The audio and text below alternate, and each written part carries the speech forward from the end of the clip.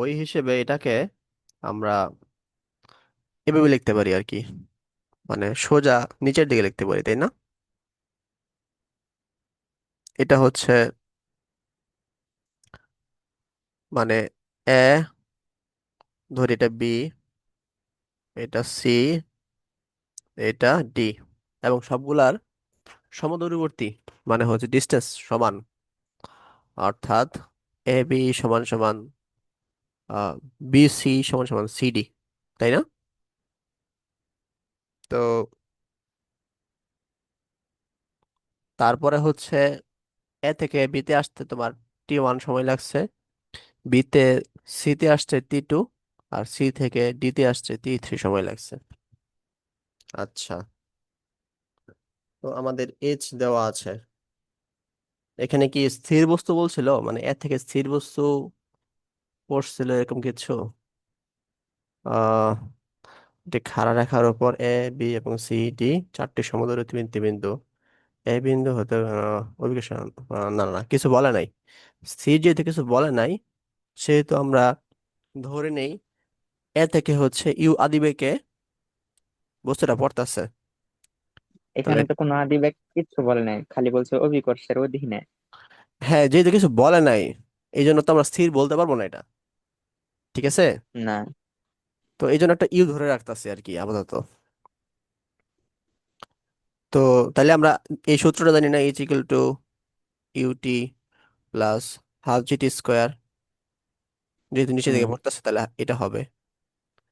তাহলে আমরা পরেরটাই ইউ1 ধরবো, তারপরে ইউ2 নাকি? A B equal two Q লিখতে পারি, আমরা দেখো আমরা এ বি ইকুয়াল টু আমরা লিখতে পারি u T1 plus half g T1 square, তাই না? হুম। আচ্ছা, তো বি বিন্দুতে বেগ আমাদের বের করতে হবে।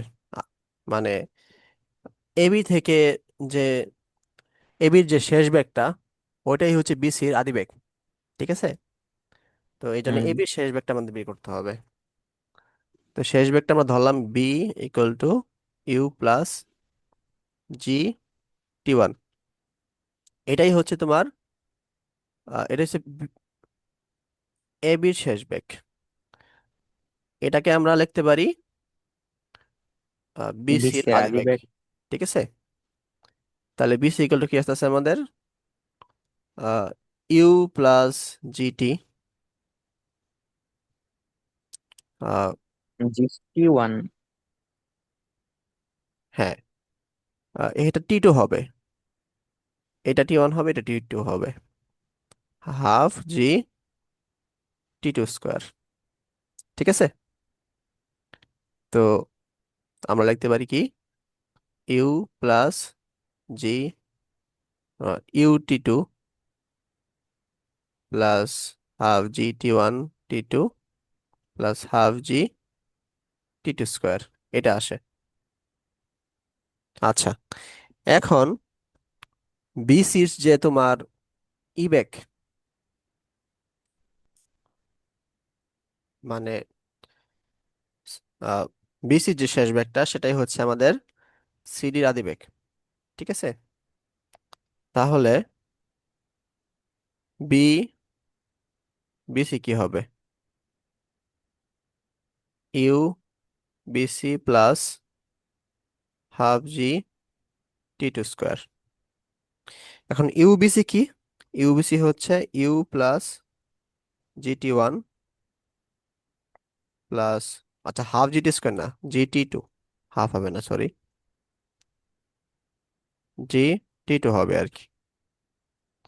মানে হচ্ছে তোমার you plus GT1 plus T2, এটা হচ্ছে তোমার কি বিসির শেষ বেগ। তাহলে এটাই হচ্ছে তোমার কি সিডির আদি বেগ, ঠিক আছে? তাহলে আমরা হচ্ছে সিডি লিখতে পারি কি, সিডি লিখতে পারি হচ্ছে আহ আদিবেগ হচ্ছে তোমার you plus g T1 plus T2, এটা হচ্ছে আদিবেগ, এটা হচ্ছে T3 হবে, হাফ জি, হাফ জি কি হবে? T3 square. তাহলে u T3 plus g T1 T3 plus T2 T3 plus half g T3 square. ঠিক আছে, তাহলে আমরা এ বি বি সি এবং সিডি পাইলাম। এখন আমরা এটা এখানে বসাবো, বসিয়ে হচ্ছে দেখি কি কিছু কাজ করা যায় কিনা। আমাদের ইউটা হচ্ছে বাদ দিতে হবে, ঠিক আছে, বা সামহাউ, যেহেতু T1 T3 এবং T2-র মধ্যে হচ্ছে আমাদের কি লাগবে, অনুপাতটা লাগবে। তাহলে এ বির মান আসতেছে আমাদের কি, u T1 plus half g T1 square equal to বিসির মান কি আসতেছে, u T2 plus g T1 T2 plus half g T2 square. ঠিক আছে, আর হচ্ছে সিডির মান আসতেছে হচ্ছে তোমার, এই ম্যাথ কি কোথাও আসছে?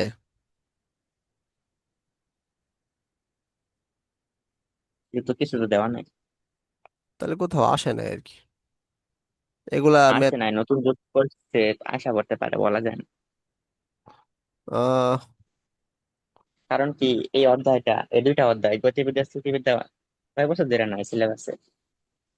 এই অধ্যায়গুলো বুঝছো, মানে এই অধ্যায়গুলো এতটা ডিফিকাল্ট যে বানায় বানায় ম্যাথ গুলা স্যাররা প্রিফার করে না, কারণ এতে করে নিজেরাই সলভ করতে মুশকিল হয়ে যায়। ইভেন কোচিং এ, বইয়ে যেগুলো আছে সেগুলো করা উচিত।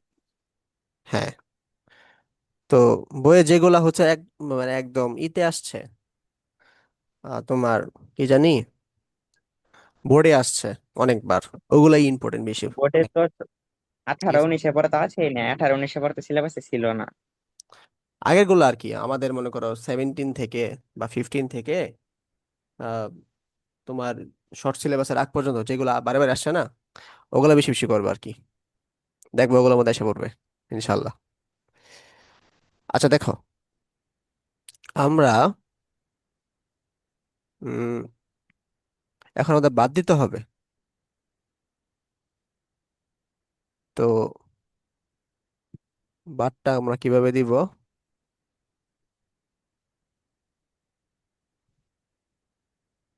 এই দুইটা নিয়ে একটু কাজ করি। U T1 plus half g T1 square equal to u T2 g T1 T2 plus half g T2 square. আচ্ছা,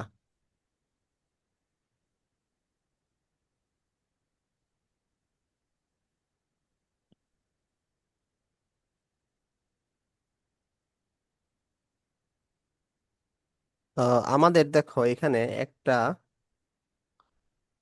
আমরা যদি বাদ দিতে চাই ইউ T1 আর এখানে ইউ T2, এটা এই অংশটা যদি বাদ দিতে চাই তাহলে কি করতে হবে? ইউ কিন্তু বাদ যাচ্ছে না, ইউ 1-এ আনতে হবে। আহ,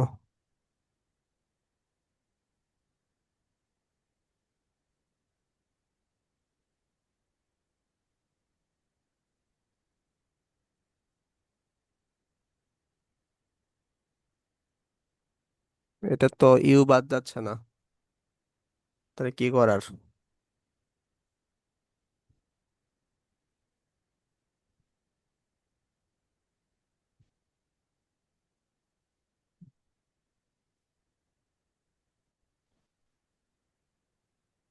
মানে এখানে কোশ্চেনে তোমার সামহাও বলে দেওয়ার কথা ইউ ইকুয়াল টু 0, ঠিক আছে, এটা যদি বলে না এখন আমাদের হচ্ছে প্রশ্ন ভুল আছে আর কি।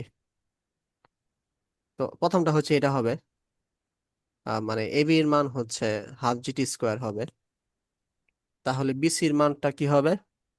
যেহেতু এটা জিটি হবে, এটা হচ্ছে ইউবিসি। হ্যাঁ, এটা হচ্ছে তোমার বিসির জন্য আদি ব্যাখ্যা হচ্ছে জিটি। তাহলে এটা ইউ বাদ যাবে, জি টি 1 টি 2, এটা হবে আর কি শুধু। ঠিক আছে। তারপরে হচ্ছে তোমার আহ তাহলে বিসির ক্ষেত্রে শেষ বেগটা কি হবে? এখানে ইউটা বাদ যাবে, শুধু জি টি 1 হবে প্লাস জি টি 2। ঠিক আছে। অর্থাৎ এটা বাদ যাবে, জি টি 1 টি 2 থাকবে শুধু। তাহলে এটাও বাদ যাবে, এটা থাকবে, এই অংশটা বাদ যাবে। মানে জি টি 1 টি 2,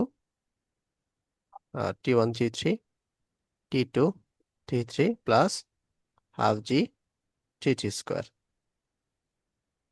এবার বুঝছো বিষয়গুলো? আচ্ছা তো আচ্ছা, ঠিক আছে। এরপরে হচ্ছে, তাহলে এখানে অনেক কিছু চেঞ্জ হবে। এই অংশটা বাদ যাবে, এই অংশটা বাদ যাবে, এই অংশটা বাদ যাবে। ঠিক আছে। তাহলে এটা থাকবে না, এটা থাকবে না। বুঝছো? হুম, ঠিক আছে। এরপরে দেখো এখান থেকে আমরা কি লিখতে পারি। জিটা কিন্তু চলে যাচ্ছে, জিটা কিন্তু যদি আমরা কমন নেই এখানে, টি 1 t 2 half of T 2 square. ঠিক আছে। Half of G T 1 square, তাহলে জি জি কাটা। তার উপরে যদি আমি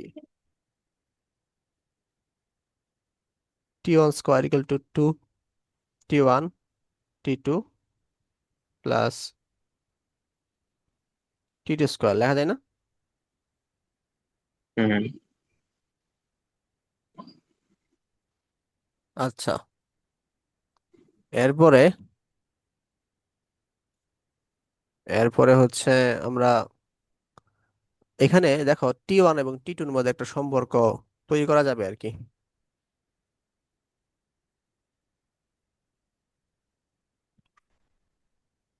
কিভাবে? উম টি 1 square minus 2 T 1 t 2 minus t 2 square equal to 0। তাহলে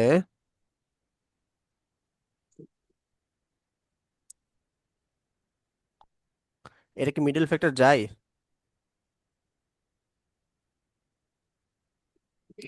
2 একে 2 যাচ্ছে তো মনে হচ্ছে, তা মেবি যাচ্ছে, দেখি একটু তাও। না, মিডল ফ্যাক্টর যাচ্ছে না। তাহলে এটা ওই যে আমাদের দ্বিঘাত যে সমীকরণটা আছে, ওই সমীকরণ অ্যাপ্লাই করতে হবে আমাদের, তাই না?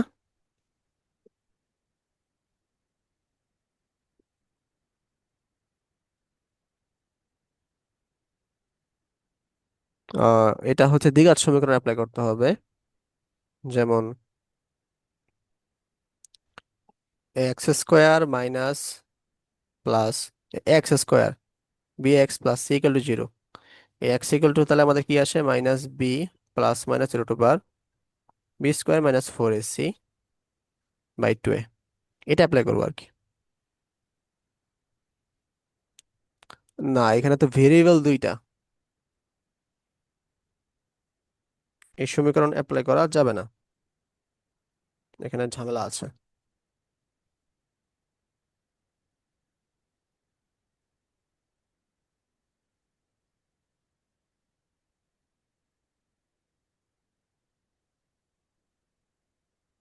আচ্ছা, এটা t 1 square minus t 2 square two t 1 t 2 equal to 0 তো এটা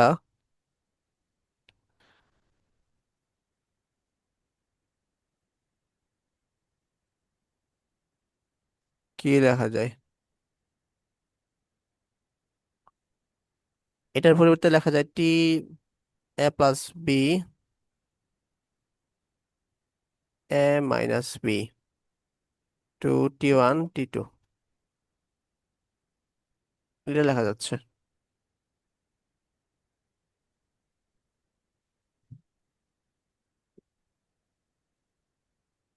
এখানে হচ্ছে ভেরিয়েবল একটা ছিল, বুঝছো? এক্স ছিল ভেরিয়েবল, এই জন্য এটা অ্যাপ্লাই করা যায়, কিন্তু এখানে ভেরিয়েবল দুইটা, T1 এবং T2, এই জন্য অ্যাপ্লাই করতে পারিনি। তো আমাদের আলটিমেট সমীকরণটা এরকম আসছে আর কি। মনে হচ্ছে এটা কঠিন হয়ে যাচ্ছে।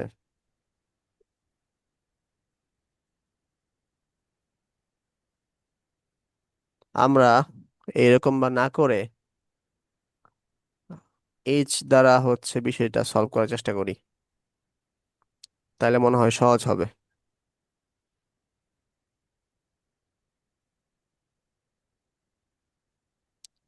আচ্ছা দেখো, এই একটু নতুন ভাবে আমরা করি, ঠিক আছে?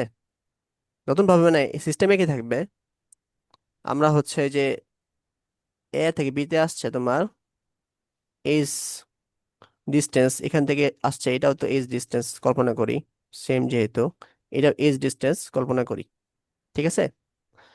তাহলে প্রথমের ক্ষেত্রে a b equal to h equal to half GT square লেখা যাচ্ছে না? এখান থেকে আমরা T1 এর মানটা পাবো আর কি। T1 এর মানটা কি আসবে? 2h/g আসতেছে আমাদের। এটা কি বুঝছো? হম, ঠিক আছে।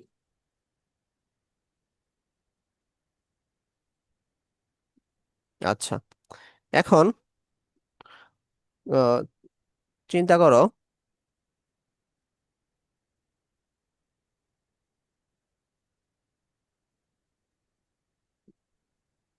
মনে করো এখন এ থেকে সি তে আসছে, মানে এ থেকে সি, অর্থাৎ এই যে পয়েন্ট থেকে সি পয়েন্টে আসছে, ঠিক আছে?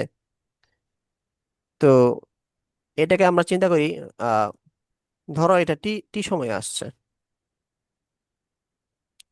তাহলে এটার ডিস্টেন্স হচ্ছে 2h, তাই না? এখানে হচ্ছে হাফ জি T1, সরি টি স্কোয়ার আর কি, তাই না? এসি না বিসি? এসি এসি, মনে করো সি পয়েন্ট, এটাকে টিসি চিন্তা করি আমরা, মনে করো টিসি চিন্তা করি, ঠিক আছে? বুঝছি, বুঝছি। তাহলে এখান থেকে আমরা টি সি এগুলো কি লিখতে পারি? রুট ওভার 4h/g লিখতে পারি না? হম। তাহলে তোমরা T2টা কি হবে? T2টা হবে টিসি থেকে হচ্ছে T1 বাদ দিই, এটা হবে না? হম।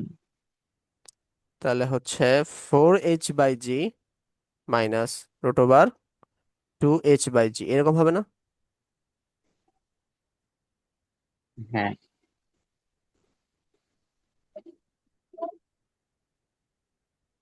আচ্ছা, এটুকু তো বুঝছো নাকি?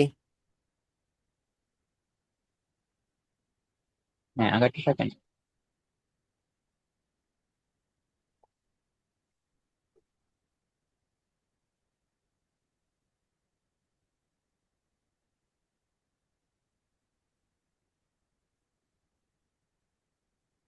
তাহলে টিডির কথা চিন্তা করো, এখান থেকে এখানে আসছে, এটা হচ্ছে তোমার টিডি। তাহলে টিডি ইকুয়াল টু কি আসবে? 3h ইকুয়াল টু হাফ জি টিডি স্কোয়ার। তাহলে টিডি ইকুয়াল টু হচ্ছে আমাদের রুট ওভার 6h/g, তাই না? হম। তাহলে T3 ইকুয়াল টু কি হবে বলো তো?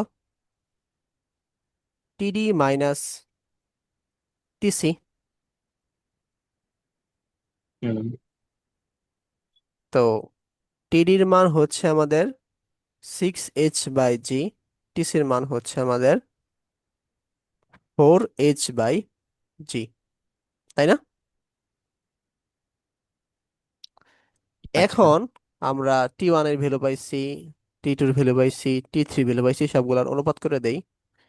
তো টি ওয়ান হচ্ছে √2h/g, টি3 হচ্ছে 4h/g মাইনাস √2h/g, তারপরে √6h/g মাইনাস √4h/g, তাই না?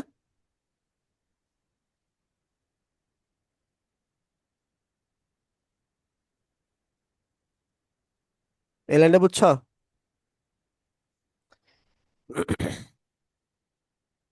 এখন বাদ দিয়ে দিব সবগুলা কমন নিয়ে। আচ্ছা, টু এইচ বাই হ্যাঁ, জি। এখন হচ্ছে আমরা √h/g বাদ দিয়ে দিব সবগুলা থেকে কমন নিয়ে। √h/g কিন্তু আমাদের কমন যায়, তাই না? তারপর বাদ যায়, তাহলে থাকলো কি? √2, √4 মাইনাস রুট √2, ফোর। √6 মাইনাস √4, তাই না? হুম। তো এরপরে √2, এটাকে 2 লেখা যায়, মাইনাস √2, এটাকে লেখা যায় 3 × 2 মাইনাস 2 লেখা যায়। আচ্ছা, এরপর হচ্ছে √2, √2 কমন নেই, তাহলে √2 -1। এখানে যদি √2 কমন নেই, তাহলে √3 মাইনাস √2। এরপর √2 বাদ দিলে কি আসতেছে? 1, 2 - 1, √3 মাইনাস √2, এটা আসতেছে না? হুম। আমাদের কি এখন মিলছে কিনা দেখি তো। হ্যাঁ, এখন হ্যাঁ, মিলছে। মিলছে। এভাবে করলে মানে বললাম তো, মানে কনফিউজ হয়ে যাবো আর কি। এটাও ঠিক আছে, এই লজিকও ঠিক আছে, কিন্তু আসলে এটা ঝামেলা অনেক, অনেক বড় হয়ে যাচ্ছে।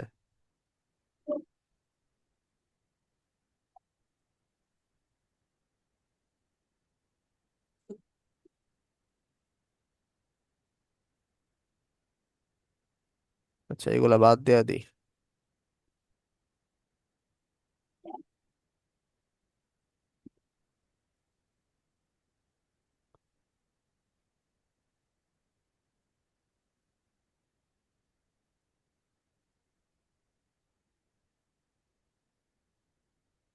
এছাড়া কোনো প্রবলেম আছে?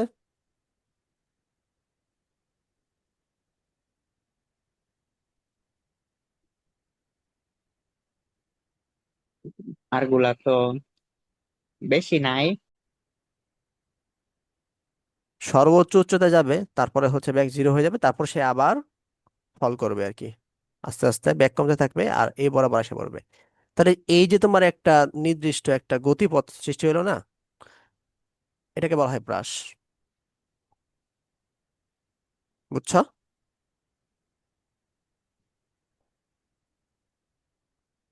লিওন, বলো কি বুঝাইছি?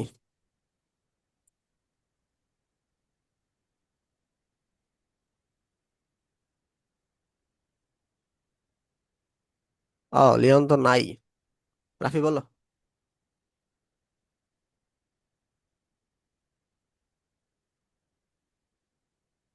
আপনি আরেকবার বলেন, বুঝছি না নি।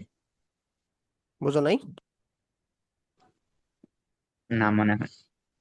আচ্ছা, একটা নির্দিষ্ট অ্যাঙ্গেলে হচ্ছে আমি উপর দিকে একটা বস্তু নিক্ষেপ করলাম, তারপরে সে তার সর্বোচ্চ বিন্দুতে পৌঁছাইলো, পৌঁছানোর পর হচ্ছে উপর তার দিকে ব্যাগ। নিক্ষেপ করছি। হ্যাঁ, উপর দিকে নিক্ষেপ করছি। হ্যাঁ, হ্যাঁ, উপর দিকে নিক্ষেপ করলাম, তারপরে একটা নির্দিষ্ট সময় পর তো তার ব্যাগ জিরো হয়ে যাবে, তাই না? জিরো হয়ে যাওয়ার পরে হুম।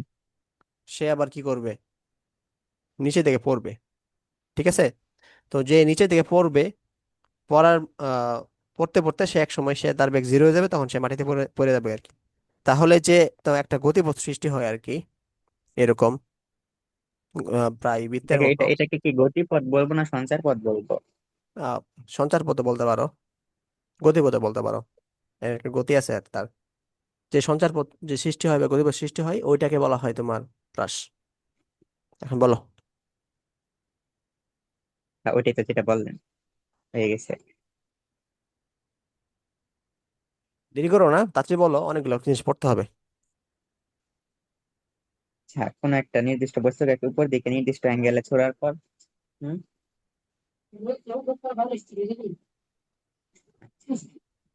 নির্দিষ্ট অ্যাঙ্গেলে ছোড়ার পর এটা যখন আবার মানে ব্যাক শূন্য হওয়া, মানে এটা তো উপরে যে আবার নিচে পড়ে যাবে না, পড়ে ব্যাক শূন্য হওয়া পর্যন্ত যে একটা গতিপথ সৃষ্টি হবে বা সঞ্চার পথ, এটাকে পাশ বলে। হ্যাঁ, লিওন বলো।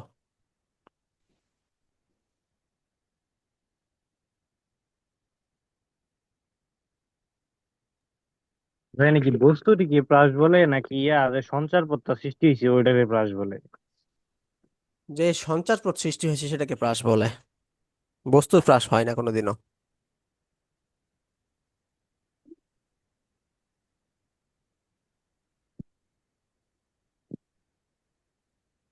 মানে আমি জানি কুই জানি করছিলাম ভাই, বস্তুটিকে প্রাস বলে। আচ্ছা দাঁড়াও তো দেখি তাহলে আমরা, যদি এরকম বস্তুর প্রাস বলে আমরা একটু পড়ে দেখি এটা। এটা পড়ো তো, লিওন। কোন বস্তু কণা উল্লম্বভাবে প্রক্ষিপ্ত না হয়ে যদি ভূমির সঙ্গে আনতভাবে নির্দিষ্ট বেগে ও কোণে প্রক্ষিপ্ত হয় তবে বস্তু কণাটির আনুভূমিক ও উল্লম্ব বেগ থাকে। বস্তু কণাটি অভিকর্ষের বিপরীত দিকে সর্বাধিক উচ্চতায় উঠে নিক্ষেপণ তলে ফিরে আসে। যে উল্লম্ব তলে প্রক্ষেপকটি বিচরণ করে তা হলো প্রক্ষেপক তল। শূন্যে নিক্ষিপ্ত বস্তু কণাটিকে বলা হয় প্রক্ষেপক। এই যে বস্তুটাকে বলা হয় প্রক্ষেপক, ঠিক আছে, প্রাস না। আচ্ছা পরে। যে বিন্দু থেকে প্রক্ষেপকটি নিক্ষিপ্ত হয় তা হলো নিক্ষেপণ বিন্দু। প্রক্ষেপকের গতিপথকে বলা হয় বিচরণ পথ। এই যে প্রক্ষিপ্ত গতিপথকে বলা বস্তু হয় বিচরণ কণাটি, পথ, ঠিক আছে। আচ্ছা তারপর। জি ভাই, প্রক্ষিপ্ত বস্তু কণাটি আনুভূমিক তলের সাথে যে কোণে নিক্ষিপ্ত হয় ওই কোণকে বলা হয় প্রক্ষেপণ কোণ। প্রক্ষেপকটি অনুভূমিক বরাবর মোট যে দূরত্ব অতিক্রম করে তাকে পাল্লা বলে আর কি, রেঞ্জ, হুম। Horizontal range. যুদ্ধে নির্দিষ্ট, ওইটা কি বলা লাগবো? না, প্রাসের তো সংজ্ঞাই দেয় নাই তারা। প্রক্ষেপক মানেই তো মনে হয় প্রাস, আমার জানা মতে। প্রক্ষেপক মানে প্রাস। হ্যাঁ ভাইয়া। আচ্ছা ঠিক আছে,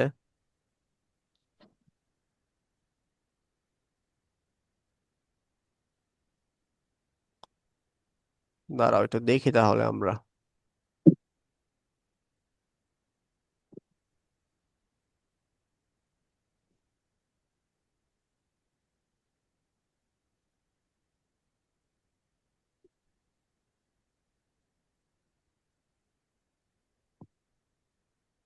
স্টপ রেকর্ডিং।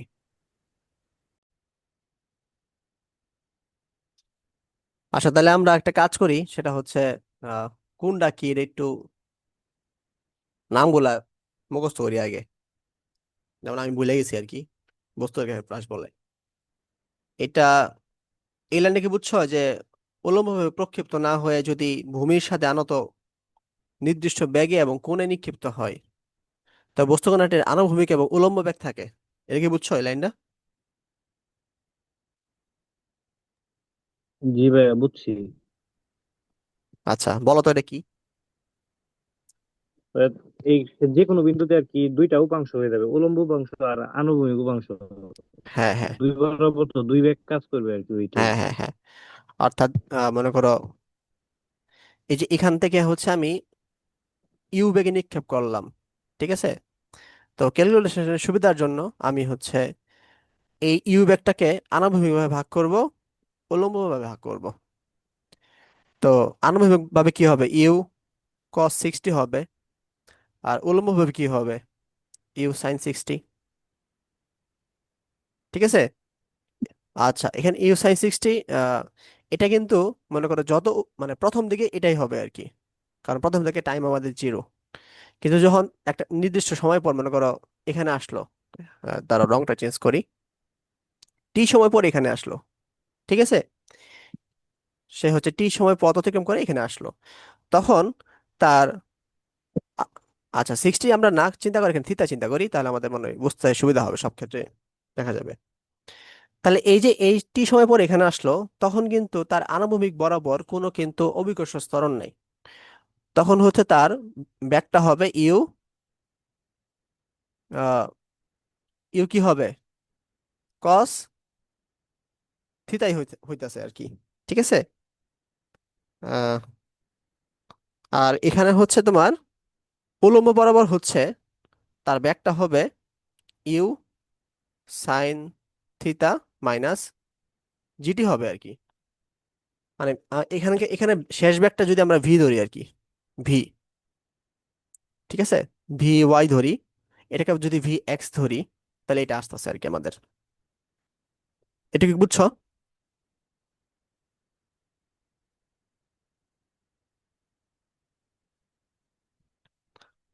আমি হচ্ছে একটু সুন্দর করে মানে বোর্ডে বুঝাই দিই, তাহলে হয়তো সুবিধা হবে তোমাদের।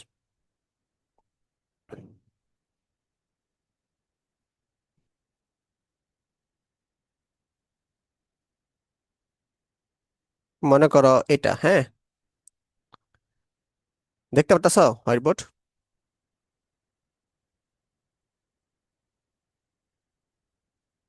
হোয়াইট বোর্ড দেখা যাচ্ছে?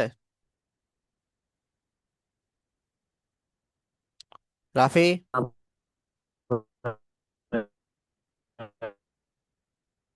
আচ্ছা, তো কোন একটা বস্তুকে আমি নিক্ষেপ করলাম, বিক্ষেপ করলে হচ্ছে তোমার এই বরাবর আসতেছে আর কি। হ্যাঁ, লাইনটা একটু বড় করি, এ বরাবর আসতেছে। তাহলে যে নিক্ষেপণ যে আহ, আমাদের এটা ছিল, ধরো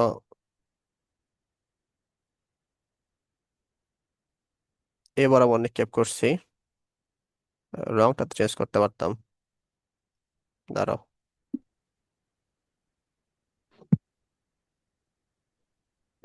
এটা লাল বরাবর নিক্ষেপ করছি।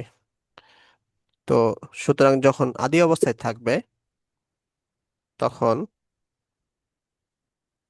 এটার দুইটা অংশ আমরা ভাগ করব, একটা হচ্ছে তোমার লম্ব উপাংশ, একটা হচ্ছে তোমার আণবিক উপাংশ। এগুলো হচ্ছে ক্যালকুলেশন সুবিধার জন্য, ঠিক আছে। তো ধরলাম এটার যে অ্যাঙ্গেলটা আছে, অ্যাঙ্গেলটা হচ্ছে তোমার থিতা। যখন শুরুতে নিক্ষেপ করছি তার হচ্ছে তোমার ইউ বেগে নিক্ষেপ করছি আর কি, ইউ আদে বেগে নিক্ষেপ করছি। তাহলে শুরুর যে একদম স্টার্টিং পয়েন্ট সেটার হচ্ছে দুইটা ভাগে ভাগ হবে, ইউ কস থিতা হবে, ইউ সাইন থিতা হবে, ঠিক আছে। কিন্তু টি সময় যাওয়ার পর, মনে করো এই বিন্দুতে তারা পৌঁছাইছে, টি সময় যাওয়ার পর তাদের বেগ, শেষ বেগ হয়েছে আর কি। এই বেগটা হচ্ছে, এই বেগটাকে আমরা, আচ্ছা তোমাদের বইয়ে এটাকে আলফা দিছে, তো আমরা আলফা দেয়া ডিনোট করি, তাহলে তোমাদের সুবিধা হবে আর কি। এটা আলফা দিয়েছে, তাহলে আমরা এটাও আলফা দিই। তো এখানে যে তার শেষ বেগ মনে করো ভি হলো, ঠিক আছে। ভিটা হচ্ছে তোমার, অ্যাঙ্গেলটা তখন চেঞ্জ হয়ে যাবে, অ্যাঙ্গেলটা তো সেম থাকবে না টি সময় যাওয়ার পরে। এটা হচ্ছে তোমার থিতা, ঠিক আছে। তাহলে এটার শেষ বেগ, শেষ বেগে যখন ভি হলো টি সময় যাওয়ার পরে, তাহলে এটার শেষ বেগের যে উপাংশ এটাও হচ্ছে ভি কস থিতা, এটা হচ্ছে আনুভূমিক, আর এটা হবে তোমার ভি সাইন থিতা, ঠিক আছে। কিন্তু যদি আমরা আদিবেগ চিন্তা করি, আদিবেগ আকারে চিন্তা করি, মানে আমরা আমরা তো সূত্র আমরা জানি, v equal to u plus a t, এই যে সূত্রটা আমরা জানি, এটা যদি আমরা মানে এর ক্ষেত্রে চিন্তা করি, মানে আনুভূমিক মানে পরন্ত বস্তুর ক্ষেত্রে চিন্তা করি, যদি বস্তুটা উপর দিকে উঠে, তাহলে এটা সূত্রটা এরকম হয়ে যায়, ইউ মাইনাস জিটি হয়ে যায়, তাই না? তাহলে যদি আমরা এটা হচ্ছে আনুভূমিকের ক্ষেত্রে চিন্তা করি, তাহলে ভি কস থিটা এটা কি হবে, ইউ কস আলফা হবে। মাইনাস জিটিটা কাজ করবে না, কারণ এটা হচ্ছে তোমার কি, আনুভূমিকের ক্ষেত্রে আহ, যে অভিকর্ষ ত্বরণ কাজ করে না, উলম্বের ক্ষেত্রে শুধুমাত্র কাজ করে, ঠিক আছে। আর এটা হবে u sine alpha minus g t. এটা কি বুঝছো? এটা বোঝা কিন্তু খুবই জরুরি। জি ভাইয়া বুঝছি। রাফি বুঝছো?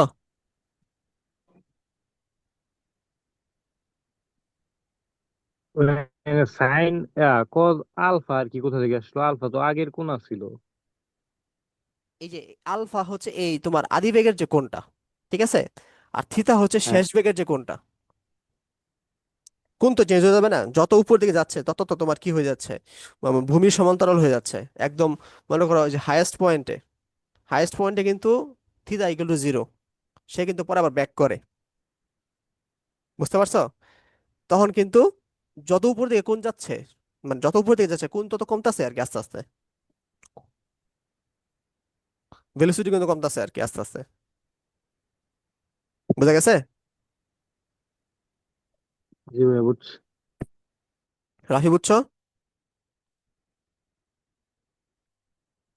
এটাকে আবার চেঞ্জ করছে।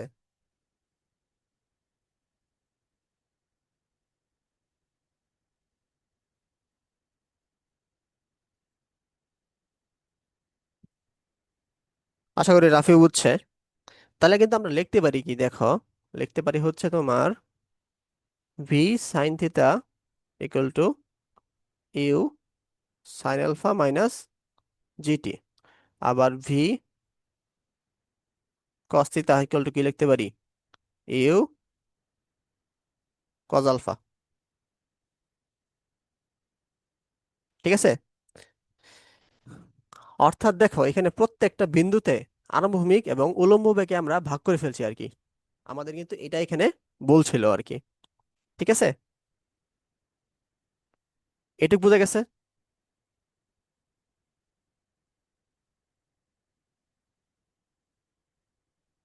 আমাদের যে বিভিন্ন ভাবে ভাগ হয়ে গেছে, মানে বেগ, এটা শেষ বেগ বলো বা আদি বেগ বলো, এটুক কি বুঝতে পারছো? জি ভাইয়া বুঝছি।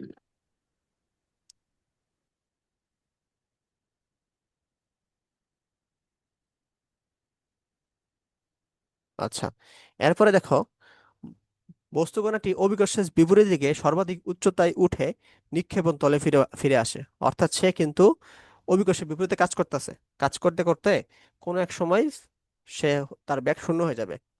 তো যে সময় বেগটা শূন্য হবে তখন তার বেগ সর্বোচ্চ থাকবে আর কি। ঠিক আছে? তো এই যে তোমার সর্বোচ্চ বেগে, সর্বোচ্চ উচ্চতায় যখন উঠবে, ওঠার পরে হচ্ছে তখন বেগ শূন্য হয়ে যাবে, তখন সে নিক্ষেপণ তলে ফিরে আসে। নিক্ষেপণ তল বলতে বোঝায় যে তল থেকে সে নিক্ষেপ হয়েছে আর কি। ঠিক আছে, যে ভূমিটাই হচ্ছে তোমার নিক্ষেপণ তল। আচ্ছা, যে উলম্ব তলে প্রক্ষেপণটি বিচরণ করে তাকে প্রক্ষেপণ তল বলা হয়। মনে করো এটা তো 2D ক্ষেত্রে চিন্তা করছে, এই জন্য আর কি এটা প্রক্ষেপণ তল বলছে আর কি। মানে যেমন আমি এখানে নিক্ষেপ করছি কি বোর্ড বরাবর, তাহলে বোর্ডটাই হচ্ছে তোমার, যে হোয়াইট বোর্ডটা আছে এই হোয়াইট বোর্ডটাই হচ্ছে আমাদের প্রক্ষেপণ তল। ঠিক আছে? আর এখানে মনে করে একটা চিন্তা করি আমরা, উম আহ,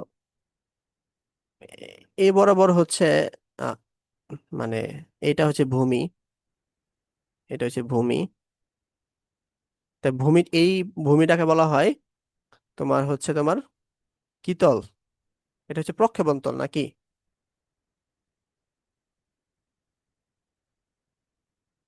নাকি নিক্ষেপণ তল? আচ্ছা সরি, এটা হচ্ছে নিক্ষেপণ তল, এখানে নিক্ষেপ করা হয়েছে। ঠিক আছে, নিক্ষেপণ তল। আর যদি এটা চিন্তা করি, এখানে একটা তল চিন্তা করি, তাহলে এটাকে বলা হয় হচ্ছে তোমার প্রক্ষেপণ তল। বুঝছো?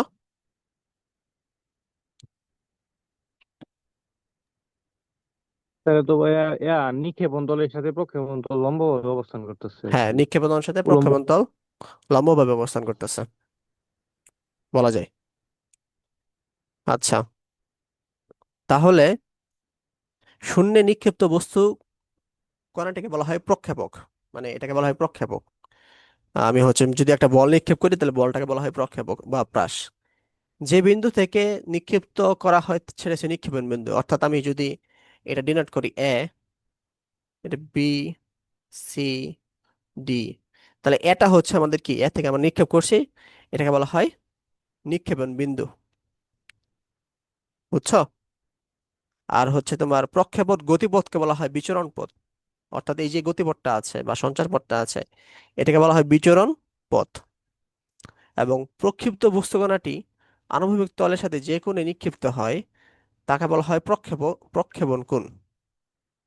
তাহলে এই যে এখানে যে আলফাটা আছে, এই আলফাটাই হচ্ছে আমাদের প্রক্ষেপণ কোণ। ঠিক আছে, এরপরে হচ্ছে তোমার কি, এরপরে হচ্ছে তোমার আহ প্রক্ষেপকটি আনুভূমিক বরাবর যে দূরত্ব অতিক্রম করা হয় তাকে বলা হয় পাল্লা। অর্থাৎ এইখান থেকে যে এই যে ডিস্টেন্সটা, এই ডিস্টেন্সকে বলা হয় পাল্লা।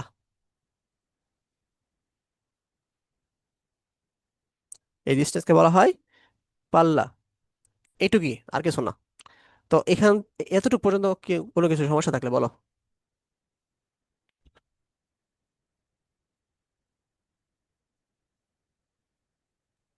না ভাই, সমস্যা নাই। ওকে, তাহলে আমরা একটু আগালাম।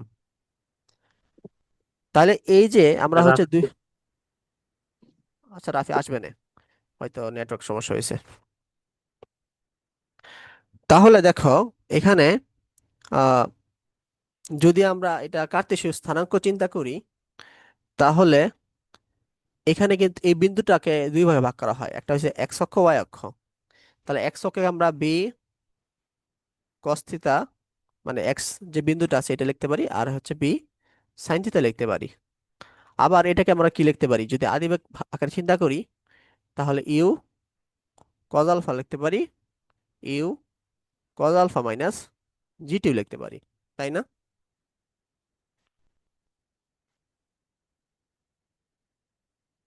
লিখতে পারি কেন বলো। ভাই এটা একটু আরেকবার বলেন। এখানে যে বিন্দুটা আছে, এখানে যে মনে করো এক্স ওয়াই যে বিন্দুটা আছে, এক্স কে আমরা কি লিখতে পারি, এক্স কে আমরা ভি কস থিতা বা ভি সাইন থিতা লিখতে পারি না? হ্যাঁ। তো এটাই লিখছি আর কি আমরা, যে কার্তেশীয় স্থানাঙ্ক চিন্তা করি। ঠিক আছে, অথবা যদি আদিবেগ আকারে চিন্তা করি, তাহলে ইউ কজ আলফা আর u cos alpha minus g t, মানে এটাও এক্স এটা ওয়াই। ঠিক আছে ভাই। বুঝতে পারছো? আচ্ছা, তো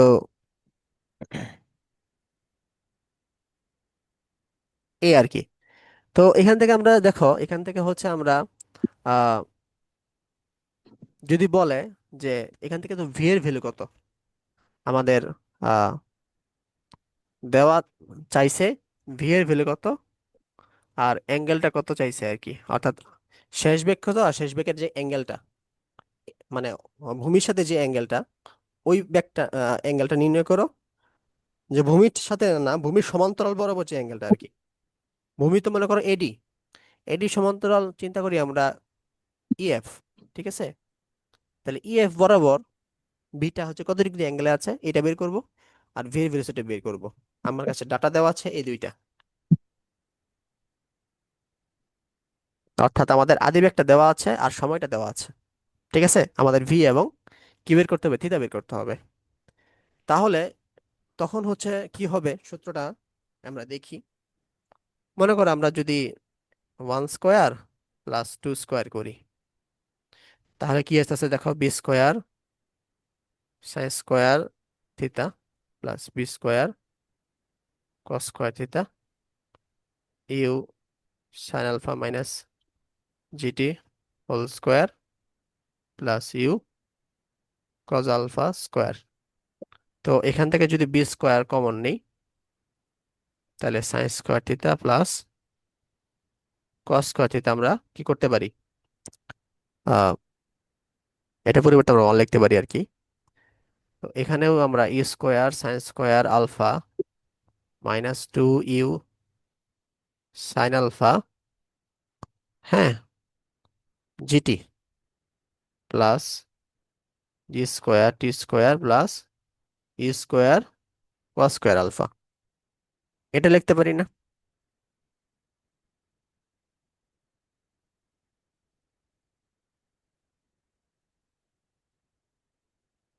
এতটুকু বুঝছো? জি ভাইয়া, বুঝছি। তাহলে দেখো বি স্কোয়ার ইকুয়াল টু আমরা কি লিখতে পারি, আবার এই দুইটা পরিবর্তে দেখো এই দুইটা আমরা যদি ইউ স্কোয়ার কমন নেই তাহলে sine square alpha plus cos square alpha এটা এটা ওয়ান হয়ে যাচ্ছে আর কি। তো সরাসরি আমি ওয়ান লিখতে ইউ স্কোয়ার লিখতেছি আর কি, minus two u g t sine alpha plus d square t square. তাহলে এই স্কোয়ারটা জাস্ট এখানে আমরা স্কোয়ার করে দিই। তাহলে দেখো আমরা কিন্তু ভি এর মানটা পেয়ে যাচ্ছি। এখানে আমাদের জানা থাকা লাগবে হচ্ছে তোমার ইউ এর মানটা জানা থাকা লাগবে, আলফার মানটা জানা থাকা লাগবে, আর টি এর মানটা জানা থাকা লাগবে। অর্থাৎ আদিবেগ কোন কোণে নিক্ষেপ করা হচ্ছে, কত সময় পরে নিক্ষেপ আমরা হচ্ছে বেগটা বের করব, আর হচ্ছে তোমার কোন প্রক্ষেপণ কোন কত, এই তিনটা মান যদি আমরা জানি তাহলে আমরা শেষ বেগটা বের করতে পারবো সহজেই, তাই না? এই সূত্রটা আমাদের জানা থাকতে হ্যাঁ। হবে আর কি। ঠিক আছে। আরেকটা হচ্ছে আমাদের অ্যাঙ্গেলটা চাইছে। তাহলে অ্যাঙ্গেলটা আমরা কিভাবে বের করব? অ্যাঙ্গেলটা বের করার জন্য আমাদের কিছুই করতে হবে না, একের সাথে দুই ভাগ করে দেব। তাহলে v sine theta b cos theta b sine alpha minus g t, sorry v না ইউ, আর হচ্ছে তোমার ইউ কজ আলফা। তাহলে এটা একটা কাটা, তাহলে টেন থিতা ইকুয়াল টু আমাদের কি আসতেছে, যেটা আছে ওইটাই আসবে আর কি এখানে। ঠিক আছে। এরপর হচ্ছে তোমার theta equal to tan inverse u sine alpha minus g t by u cos alpha.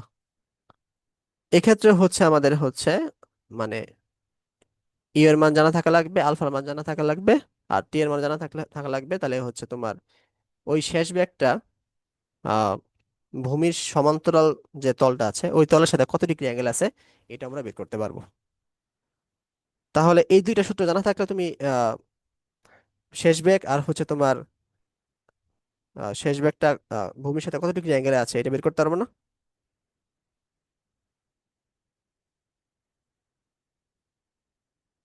এত ক্লিয়ার আছে?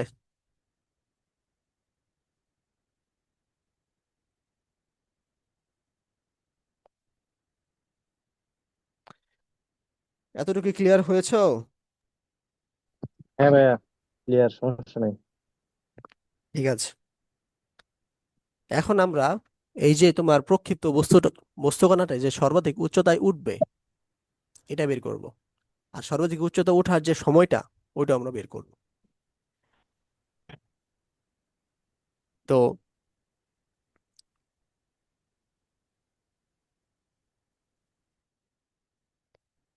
প্রথম হচ্ছে তাহলে নতুন একটা চিত্র আঁকি।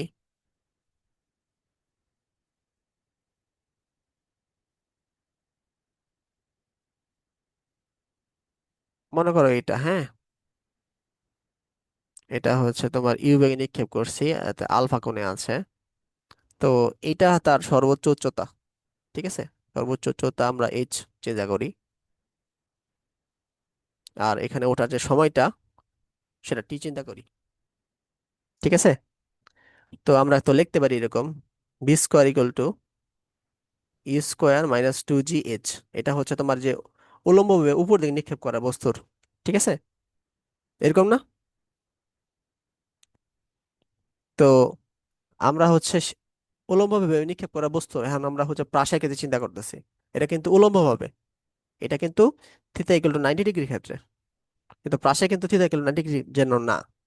প্রাসের ক্ষেত্রে হচ্ছে তোমার থিতার মানটা থাকবে, মানে হচ্ছে 60 45 যা মানে 90 ডিগ্রি কম বা 0 ডিগ্রি বেশি এরকম থাকবে। কিন্তু এই সেম ক্ষেত্রে আমাদের কি হবে, সর্বোচ্চ উচ্চতায় ভি এর মানটা জিরো হবে। তাহলে আমরা ইউ স্কোয়ার লিখতে পারি, মানে জিরো স্কোয়ার লিখতে পারি। কিন্তু এই ইউটা এটা কি আনুভূমিক আহ আহ ব্যাক হবে না উল্লম্ব ব্যাক হবে, একটু চিন্তা করে বলো তো।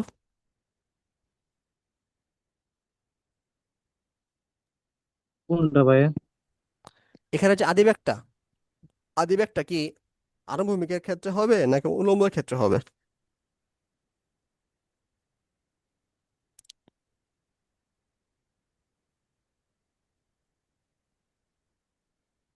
আচ্ছা, এখানে তোমাদের যে একটু আগে পড়াইলাম ইউ সাইন আলফা এবং ইউ কজ আলফা, ঠিক আছে? কজ আলফা হচ্ছে ইউ এ বরাবর কাজ করতেছে, আর এ বরাবর কাজ করতেছে ইউ সাইন আলফা। মনে রাখবা, এই যে তোমার উলম্ব যে ব্যাগটা আছে আছে ইউ এর যে সাইন আলফার যে আছে অংশটা, এটা উপরের দিকে কাজ করতেছে বা নিচের দিকে কাজ করতেছে।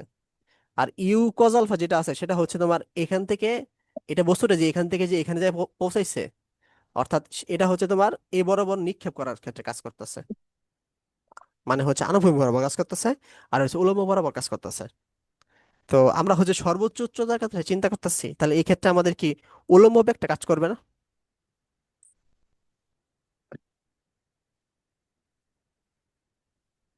তো আর কি উপরের দিকে উঠার ক্ষেত্রে বলতেছো, মানে হ্যাঁ, কতটুকু হ্যাঁ। উচ্চতায় উঠবে এই জন্য কতদূর যে ব্যাগটা কাজ করতেছে। হ্যাঁ, হ্যাঁ। এটা কি মানে এই জন্য ইউ সানালফা উলম্ব। কাজ করবে না? হ্যাঁ হ্যাঁ হ্যাঁ। -2g, আমরা এসটা কি করছি, ক্যাপিটাল এস লিখছি, আর যেহেতু সর্বোচ্চ উচ্চতা, তাহলে এইচ ইকুয়ালটা আমরা কি হবে, u sine alpha square by 2g, এরকম না? হ্যাঁ আমাদের কিন্তু এর ক্ষেত্রেও মনে করো উলম্ব মানে উলম্ব দিকে নিক্ষেপ মানে থিতার মান যখন 0 ডিগ্রি হয়, তখন কিন্তু সূত্রটা আসছিল h equal to u square by 2g, তাই না? কিন্তু প্রাসের ক্ষেত্রে জাস্ট একটা সাইন উপাংশ আসছে আর কি, আর এছাড়া কিছু না, সবই মিল আছে, তাই না? হ্যাঁ। বুঝছো একটু? জি ভাই বুঝছি। আচ্ছা, তো আমরা যদি সময় চিন্তা করি, সময়টা হচ্ছে আমাদের আহ উপর দিকে নিক্ষেপ করার ক্ষেত্রে v equal to u minus GT হবে, তাই না? যখন থিতা ইকুয়াল টু কত, 90 ডিগ্রি। আর পাশের ক্ষেত্রে হবে, যেহেতু সর্বোচ্চ উচ্চতায় উঠতেছে, তাহলে হচ্ছে এটা হবে 0। আর হচ্ছে তোমার ইউটা হবে ইউ সাইন আলফা মাইনাস জি, এটা হবে ক্যাপিটাল টি। তাহলে টি ইকুয়াল টু কি হবে, u sine alpha by T. কিন্তু এটা ক্ষেত্রে আমাদের টি ইকুয়াল টু কি হয়েছিল, ইউ বাই জি হয়েছিল। এখন এছাড়া কিছু না, you sine alpha by T হচ্ছে, সরি এখানে জি হবে। বুঝছো? জি ভাই বুঝছি। আচ্ছা, আমি নতুন একটা, ক্লাস মিটিং কি শেষ হয়ে গেছিল নাকি? হ্যাঁ মিটিং শেষ হয়ে গেছিল। এটাকে আমরা দেখছিলাম, এটা হচ্ছে তোমার আহ সর্বোচ্চ উচ্চতায় ওঠার যে সময়টা, তাই না? এটা আমরা দেখছিলাম হ্যাঁ। E equal to u sine alpha divided by g, ঠিক আছে? তো এটাকে আমরা T1 কল্পনা করি, মানে হচ্ছে ভূমি থেকে যে সর্বোচ্চ উচ্চতায় উঠছে ওটা কল্পনা করি আর কি, ঠিক আছে? আর আমরা হচ্ছে এখন আমরা T2 বের করি, এটা হচ্ছে তোমার এই যে সর্বোচ্চ উচ্চতা থেকে তোমার ভূমিতে আবার পোস্ট পড়ে গেছে, ওইটা আমরা নির্ণয় করি। তাহলে এক্ষেত্রে কি হবে, এক্ষেত্রে কিন্তু আদি ব্যাগটা শূন্য হচ্ছে এবং শেষ একটা ব্যাগ আছে, তাই না? অর্থাৎ v equal to u plus gt হবে আর কি, মানে যদি তো আমরা, এই নাকি আর কি নিক্ষেপ করছিলাম, নিক্ষেপণ বেগ আর লাস্টে যে পতন বেগটা, মানে যে বেগে পড়ছে ওই দুইটা বেগ কি সমান হবে প্রাসের ক্ষেত্রে? হ্যাঁ, হ্যাঁ, নিক্ষেপণ বেগ পতন বেগ সমান হবে আর কি পাশের ক্ষেত্রে বা ইর ক্ষেত্রেও, মানে হচ্ছে উপর দিকে নিক্ষেপ্ত বস্তুর ক্ষেত্রেও, ঠিক আছে? তো আমরা এই সূত্রটা অ্যাপ্লাই করবো এখন। তো শেষ বেগ তো আমাদের একটা আছে, আর ইউটা আমাদের 0 হচ্ছে, ঠিক আছে? আহ আমরা হচ্ছে প্লাস জি, এটাকে T2 চিন্তা করি, তাহলে T2 ইকুয়াল টু আমাদের কি আসতেছে, বি বাই জি আসতেছে। এই ভিটা, এই ভিটা হচ্ছে তোমার কি হবে, এই ভিটা হচ্ছে তোমার ইউ সাইন আলফা হবে আর কি। অর্থাৎ আমরা শুরু ক্ষেত্রে চিন্তা করছিলাম কি, আহ মানে উলম্ব দিকে বস্তুটা হচ্ছে সাইন আলফা নিয়ে কাজ করে, এই জন্য আর কি আমরা আদিব একটা সাইন আলফা নিয়ে কাজ করছিলাম, তাহলে ভিটাই হচ্ছে আমাদের কি হবে, ইউ সাইন আলফা বাই জি হবে আর কি। এটা কি বুঝছো? জি ভাই বুঝছি। তাহলে বিচরণকাল কি হবে, বিচরণকাল বিচরণকালের টোটাল যে সময়টা, সেটা হচ্ছে আমরা যদি কি কল্পনা করি, T1 + T2 আগের মতো, তাহলে u sine alpha by g, sine alpha by g. U cos alpha by g. তাহলে 2U, সরি কজ আলফা না, এটা sine alpha, 2U sine alpha by g. মানে আগেরটাই আর কি, তোমার যে আমাদের উলম্ব দিকে বস্তুটা যেটা আমরা নিক্ষেপ করছি, ওই নিক্ষেপিত বস্তুটার মতোই সেম, জাস্ট সাইন আলফা গুলো আসতেছে আর কি। বুঝছো বিষয়টা?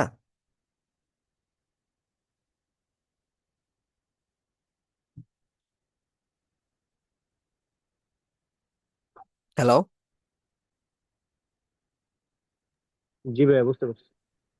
আচ্ছা, এখন যদি আমরা পাল্লা নির্ণয় করি, পাল্লা, আনুভূমিক পাল্লা, ঠিক আছে, পাল্লাকে তারা রেঞ্জ বা আর দ্বারা নির্দেশ করছে। এটা একটা ডিস্টেন্স। তার ডিস্টেন্স যদি আমরা চিন্তা করি, আমরা কিন্তু সূত্র ছিল না S = VT, এটা আবার করতে আসলো একটা সূত্র এরকম ছিল না, S = VT, ঠিক আছে। এই সূত্রটা আমরা অ্যাপ্লাই করব, কারণ এখানে তো আমাদের জি কাজ করে না, আনুভূমিক বরাবর কোনো গ্রেভিটি কিন্তু কাজ করবে না, ঠিক আছে। তাহলে এস এর পরিবর্তে আমরা কি লিখবো, আর লিখবো। এই ভি এর পরিবর্তে দেখো, ভি এর পরিবর্তে রেঞ্জের ক্ষেত্রে কি কাজ করতেছে, এক্ষেত্রে কি ইউ সাইন আলফা কাজ করতেছে না ইউ কজ আলফা কাজ করতেছে? Cos alpha. গুড, এখানে ইউ কজ আলফা কাজ করতেছে। আর টিটা হবে বিচরণকাল, মানে টোটাল সময় যে লাগছে সেটা, এটা হবে টি, ঠিক আছে। তাহলে ইউ কজ আলফা টি, বিচরণকাল কিন্তু আমরা সূত্র অলরেডি জানি, সেটা হচ্ছে 2U sine alpha by g. Sine alpha by g. আচ্ছা, এখন দেখো ইউ ইউ গুণ করলাম, তাহলে ইউ স্কোয়ার আসলো, 2 sine alpha cos alpha by g. তাহলে ইউ স্কোয়ার এটাকে আমরা sin 2 আলফা লিখতে পারি বাই জি, এটাই হচ্ছে আমাদের রেঞ্জ, ঠিক আছে।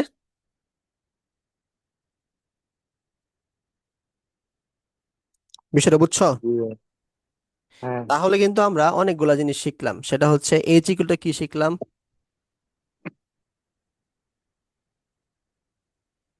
H = আমরা এইচ শিখলাম হচ্ছে, বলো। 2U² সাইন আলফা বাই, না সরি ভাই, ইউ² সাইন স্কয়ার আলফা বাই জি, এরকম উল্টা। হ্যাঁ এরকম, এটা বাই 2G শিখলাম। T1 = কি শিখলাম, অথবা T2, u sine alpha by g এই জি। শিখলাম। আর বিচরণকাল কি শিখলাম, 2U সাইন আলফা বাই জি।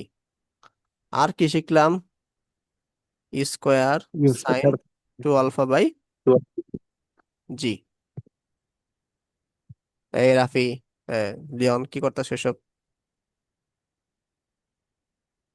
ও ভাই, দাগ লাইগে দিতেছে।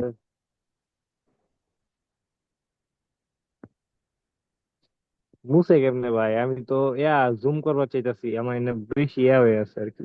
আচ্ছা তুমি দাগায় না, তাহলে আমি মুছে দিতেছি। এগুলো কিন্তু আমরা শিখলাম আর কি, ঠিক আছে, এগুলো কিন্তু খুবই ইম্পর্টেন্ট জিনিস, আসবে এগুলা।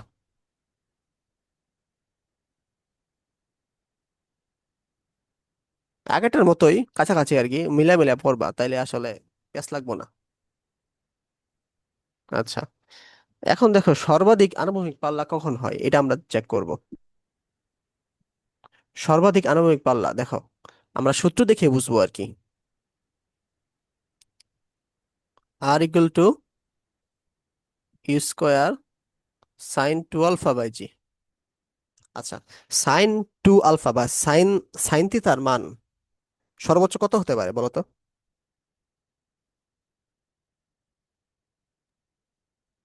Sine theta.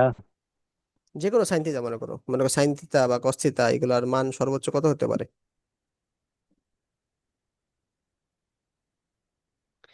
এই দুইটার কি ভ্যালু এরকম না, যে -1 ± sin θ = +1, মানে -1 থেকে হ্যাঁ। 1 এর মাঝখানে এরকম হয়, তাহলে সর্বোচ্চ মান 1 হবে না? হুম। আচ্ছা, এখন এইটা দেখো গুণাকারে আছে উপরে, তাহলে এটার সর্বোচ্চ মান দ্বারা গুণ করলেই তো আমরা ম্যাক্সিমাম ভ্যালু পাবো, তাই না? জি ভাই। তাইলে সাইন টু আলফার মান সর্বোচ্চ ওয়ানই হতে পারে, ঠিক আছে, আর বাকি মানগুলো ওয়ানের নিচে হবে। তাহলে আমরা চেষ্টা করব, যদি আর ম্যাক্সিমাম বের করতে হয়, আর যদি ম্যাক্সিমাম হয়, ইউ আর জি তো কনস্ট্যান্ট, মানে এটা তো চেঞ্জ করা যাবে না। তাহলে আমাদের কি করতে হবে? তাহলে আমাদের সাইন টু আলফার মান ওয়ান হতে হবে, তাই না? মানে সর্বোচ্চ মান দিয়ে গুণ করতে হবে আর কি, বুঝছো? হ্যাঁ। আচ্ছা, তো আমরা পরে লিখতে পারি সাইন টু আলফা সাইন 90 লিখতে পারি। তারপর সাইন চলে গেল, টু আলফা ইকুয়াল টু 90, তাহলে আলফা ইকুয়াল টু কি 45। অর্থাৎ এই যে অ্যাঙ্গেলটা প্রক্ষেপণ যে কোণটা, এই প্রক্ষেপণ কোণটা যদি আমাদের 45 ডিগ্রি হয়, তখনই শুধুমাত্র আর ম্যাক্সিমাম হওয়া সম্ভব। আর 45-এর যদি বেশি হয় বা কম হয়, তখন কিন্তু আর ম্যাক্সিমাম হবে না, বুঝছো? তাহলে প্রক্ষেপণ মানে আর ম্যাক্সিমাম কখন হবে? যখন আলফার মান 45 ডিগ্রি হবে আর কি। বোঝা গেছে? জি ভাই বুঝছি। আচ্ছা,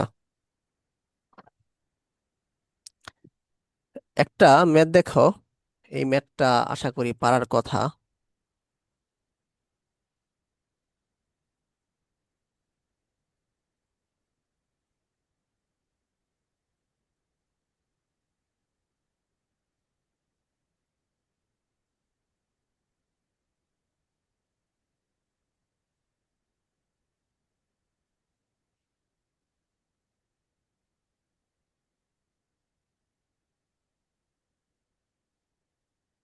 দেখো তো এই ম্যাথটা পারবা কিনা।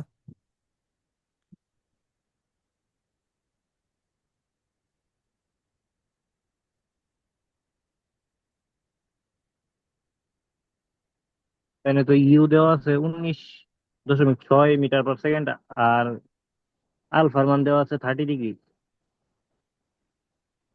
H h equal to u 19.6 sine 30 degree by 9, sorry,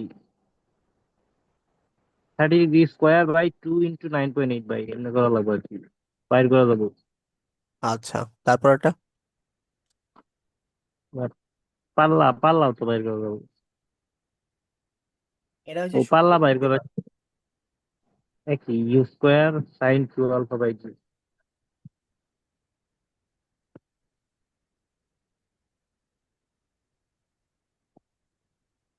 ওই সর্বাধিক পাল্লার ক্ষেত্রে কি 30 ডিগ্রি জায়গায় 45 ডিগ্রি ধরে নেবে, এটাই তো। হ্যাঁ হ্যাঁ হ্যাঁ, এটাই। পারবার না? পা- হ্যাঁ ভাই পারবো। আচ্ছা, তারপরটা দেখো।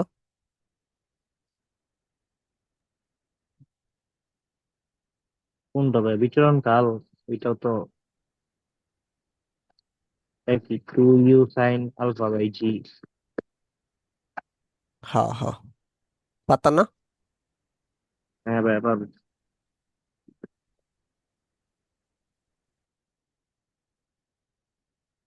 আচ্ছা, এখন আহ আর একটা থিওরি পড়াই দিই, এই থিওরি পড়াইলে ওদের থিওরি শেষ। এরপরে নেক্সট ক্লাসে আমরা শুধু ম্যাথ করব।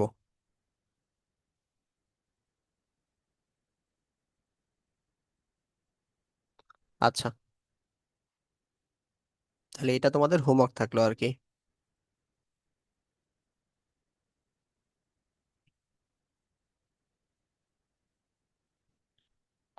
তো এতক্ষণ আমরা আহ, শুধু ব্যাক নিয়ে কাজ করছি, এখন আমরা ডিস্টেন্স নিয়ে একটু কাজ করব,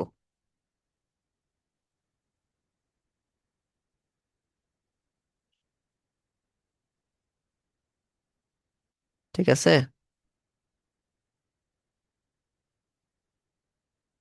আমরা হচ্ছে এই ব্যাগে নিক্ষেপ করছি, তাই না? তারপরে হচ্ছে এখান থেকে দুইটা ব্যাগ উৎপন্ন হয়েছে। মনে করো এই যে পয়েন্টটা, এই পয়েন্ট যদি আমরা আমরা হচ্ছে কার্তেশীয় স্থানাঙ্কের কথা চিন্তা করি, আহ এই ক্ষেত্রে হচ্ছে তোমার দূরত্বটা হচ্ছে কার্তেশীয় স্থানাঙ্কের মেন মানদণ্ড। অর্থাৎ এখান থেকে দেখো, এখান থেকে হচ্ছে এক্স দূরত্ব গিয়েছে, আর এখান থেকে উপর দিকে উঠছে হচ্ছে তোমার ওয়াই দূরত্ব। তাহলে এখানকার স্থানাঙ্ক হচ্ছে এক্স ওয়াই হবে আর কি। ঠিক আছে, এটা হচ্ছে দূরত্বের দূরত্বের ক্ষেত্রে আমরা চিন্তা করবো আর কি। এগুলা ব্যাগের ক্ষেত্রে চিন্তা করছি। তাহলে এক্স এর ক্ষেত্রে কিন্তু কোনো নাই, তোমার হচ্ছে অভিকর্ষ ত্বরণ কাজ করবে না। তাহলে এক্স ইকুয়াল টু আমরা এটা যদি ইউ লিখি, এটা হচ্ছে যদি আলফা হয়, তাহলে ইউ কজ আলফা, এটা হচ্ছে ইউ সাইন আলফা। তাহলে এক্স এর ক্ষেত্রে হচ্ছে এস ইকুয়াল টু যদি ভিটি সূত্র অ্যাপ্লাই করি, যেহেতু আমাদের এখানে কোনো ত্বরণ নাই এই জন্য সমত্বরণ সূত্রটা ইউজ করবো, সমবেগ সূত্রটা ইউজ করবো। X equal to u cos alpha into t লিখতে পারি আর কি, অর্থাৎ টি সময় পর হচ্ছে এখানে পৌঁছাইছে আর কি, এই বিন্দুতে পৌঁছাইছে। তাহলে কি এটা লিখতে পারি না, দেখো তো। আর ওয়াই ইকুয়াল টু ওয়াই এখানে হবে হচ্ছে এই যে আমরা সূত্রটা মানে h equal to ut minus half GT square, এই সূত্রটা অ্যাপ্লাই করবো আর কি। ঠিক আছে, উলম্ব বস্তুর ক্ষেত্রে এটা হচ্ছে u sine alpha t minus half GT square. এই দুইটা জিনিস লিখতে পারি কিনা বলো।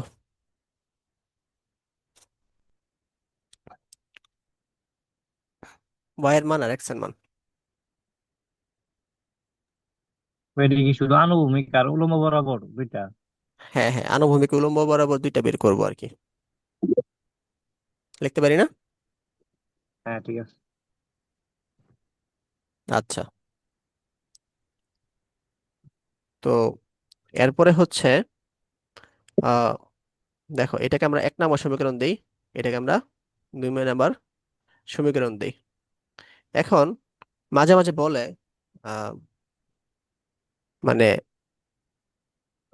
এক্স এর মান দেওয়া থাকে, আণবিক পাল্লা দেওয়া থাকে, তারপরে হচ্ছে আলফার মান দেওয়া থাকে, তাহলে ওয়াই এর মানটা বের করো, এরকম মাঝে মাঝে বলে। এই ক্ষেত্রে কিন্তু টি এর মানটা দেওয়া থাকে না আর কি। তো তুমি একটা কাজ করতে পারো, এখান থেকে টি এর মানটা বের করে নিতে পারো, নিয়ে হচ্ছে 2 নম্বর সমীকরণ বসিয়ে দিতে পারো। অথবা আরেকটা সমীকরণ মনে রাখতে পারো, ওইটা প্রতিবেদন প্রায় আসে, তো তো আমাদের মনে হয় এটা করা উচিত। এটাকে আমরা হচ্ছে টি ইকুয়াল টু কি লিখতে পারি, x equal to u cos alpha লিখতে পারি। এরপর এই টি এর মান এখানে বসাই দিব। ঠিক আছে, তাহলে u sine alpha x by u cos alpha minus half g x by u cos alpha. তো এটা এটা কাটাকাটি, তাহলে এক্স টেন আলফা আসতেছে minus half g x square u square cos square alpha আসতেছে আর কি। ঠিক আছে, তো এতটুকু আমাদের আসে। এখন দেখো আমরা হচ্ছে এটাকে একটু সাইজ করব। কিভাবে সাইজ করব, আমরা একটু ভাঙাবো আর কি। X tan alpha minus g x square two u square, উভয় আমরা পাশ থেকে কি cos আলফা কমপক্ষে? হ্যাঁ কজ আলফা আমরা ভাগ করে দিই। ঠিক আছে, ভেঙে ফেলি। আচ্ছা, এখানে যদি আমি সাইন আলফা নিয়ে আসি, এখানে আমরা সাইন আলফা নিয়ে আসতে পারবো আর কি। ঠিক আছে, তাহলে এক্স টেন আলফা হ্যাঁ, মাইনাস জি এক্স স্কোয়ার, এই এই অংশটা, এই অংশটাকে যদি আমরা টেন আলফা লিখি কোনো সমস্যা আছে? আর এই টু, না এটাকে আমরা কি লিখবো, সাইন টু আলফা। ঠিক আছে,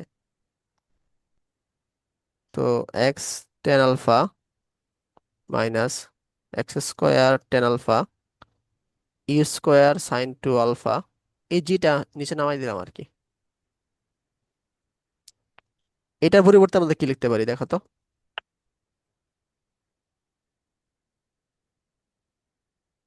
এটার পরিবর্তে আমরা কি লিখতে পারি, আর লিখতে পারি। অর্থাৎ এরপরে হচ্ছে এক্সটার্নাল আলফা যদি আমরা কমন নিই, ঠিক আছে, ওয়ান মাইনাস এখানে শুধু এক্স আসতেছে, এক্স বাই আর আসতেছে, অর্থাৎ এর ভ্যালুটা আমরা যদি আনুভূমিক পাল্লা দেওয়া থাকে, এক্স এর মান দেওয়া থাকে, আলফার মান দেওয়া থাকে, তাহলে ওয়াই মানটা বের করতে পারবো।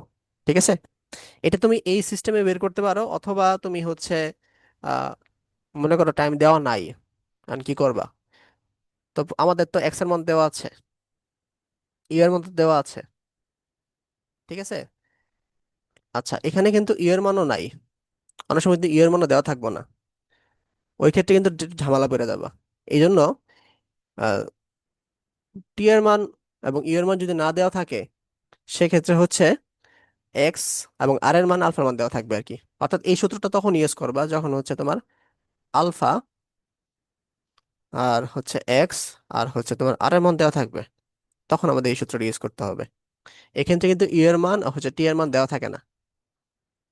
ঠিক আছে, আর এক্ষেত্রে এই সূত্রটা ইউজ করবা, এখানে কিন্তু আহ টি এর মানও দেওয়া থাকবে, অথবা টি এর মান নাও দেওয়া থাকতে পারে, এবং ইউ এর মান যে কোনো একটা দেওয়া থাকবে আর কি। ঠিক আছে, এবং আলফার মান দেওয়া থাকবে, তখন এই সূত্রটা ইউজ করবো আর কি। সব সূত্র মাথায় রাখতে হবে, যখন যেটা প্রয়োজন হয় আমরা ওইটা ইউজ করবো আর কি। বোঝা গেছে? জি ভাইয়া, বুঝতে পারছি। আচ্ছা, তো মোটামুটি আমাদের থিওরি শেষ। আরেকটা থিওরি আছে, সেটা হচ্ছে মানে প্যারাবোলার, মানে এই গতিপথটা হচ্ছে প্যারাবোলা। এই প্যারাবোলা তোমাদের তো পড়াইনি আমি, মানে পরাবৃত্ত। পরাবৃত্তর ইকুয়েশন, ইকুয়েশনটা হচ্ছে এরকম থাকে, ওয়াই ইকুয়াল টু কি জানি, y equal y sorry y square equal to 4ax, এরকম থাকে। ঠিক আছে, এটা হচ্ছে তোমার প্যারাবোলার সমীকরণ।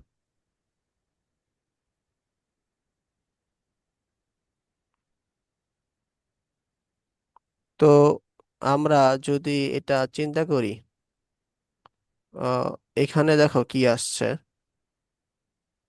যদি এখানে অনেক কিছু হতে পারে দেখো, এটা y square plus y equal to 4ax হইতে পারে, এরকমও হইতে পারে আর কি। ঠিক আছে, তো এটার ক্ষেত্রে চিন্তা করো, মানে এটা যে প্যারাবোলা, এটা আমরা দেখি ওয়াই ইকুয়াল টু, দেখো এক্স টেন আল, এই যে এই লাইনটা নিয়ে আসতেছে আর কি, minus x square tan alpha divided by আর। এখানে দেখো এক্স স্কোয়ার আছে, ঠিক আছে, এখানে এক্স আছে, এখানে ওয়াই আছে, এটার জন্যই হচ্ছে এটা প্যারাবোলা। দেখো এখানে কিন্তু দুইটা দুইটা ইকুয়েশনে কিন্তু একটার মধ্যে স্কোয়ার আছে, একটার মধ্যে কিন্তু স্কোয়ার নাই। মানে এখানে কিন্তু দুইটা হচ্ছে unknown, x unknown y unknown, তাই না? তো একটার মধ্যে স্কোয়ার আছে, একটা স্কোয়ার নাই। যখন এরকমটা হয়, তখন সেটা হচ্ছে প্যারাবোলা হয় আর কি। তো এক্ষেত্রে দেখো ওয়াই ওয়াই স্কোয়ার উপর, সরি ওয়াই স্কোয়ার উপরে কিন্তু আমাদের কি নাই, ওয়াই এর উপরে কিন্তু স্কোয়ার নাই, কিন্তু শুধুমাত্র এক্স এর উপরে স্কোয়ারটা আছে, এই জন্য এটাকে বলা হয় প্যারাবোলা বা পরাবৃত্ত। অর্থাৎ প্রাস, প্রাস হচ্ছে একটা পরাবৃত্তের সমীকরণ নির্দেশ করে আর কি। এটা যখন পরাবৃত্তটা পড়াবো তখন তোমাদের ক্লিয়ার হবে। এতটুকু বুঝছো?